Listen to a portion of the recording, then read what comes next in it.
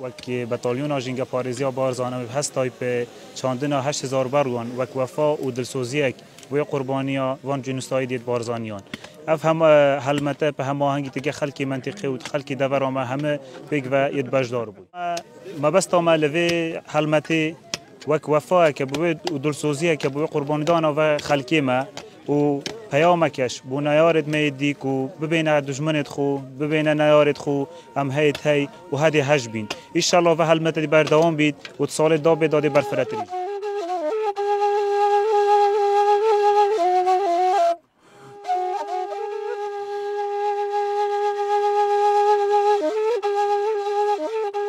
میتات برواب چینین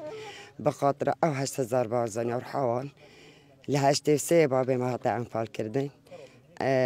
روزا که زور خوش بوم وقتی جنازش اینه و عین من به مرد از داید یک را انفال من انفالت بن آخ کرده زوریش سر بلندم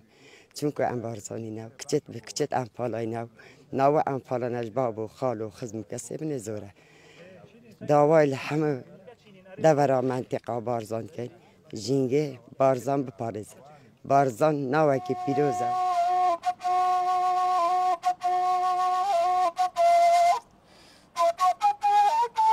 دست بر خرید به چالاکی یکی جنگا بارزان کو اف چالاکی رکی خسته کو هر روکی بیرهاد نوک بو جنوسایت که نوا بارزانیانه کو لیر 8000 بارزانی هم بین 8000 بارزانی نه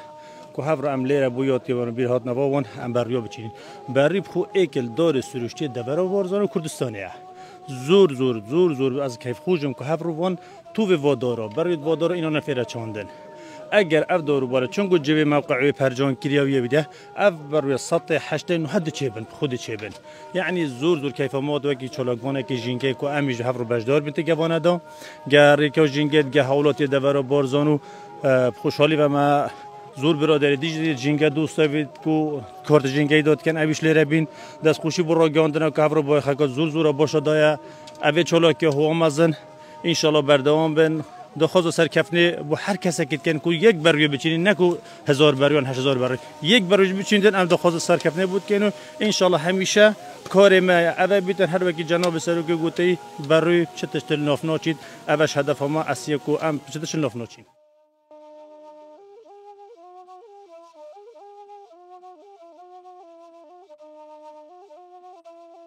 اما وکو گنجو سر برخرای آواشین امر آماده بولی را بچاندین 8000 دار برو چون که دار برو لکن ما همایی بر خودان و خوراگری گلی کرده اما شر وکو دار برو کان هرگیز نامرین و دوباره دجین و خوراگری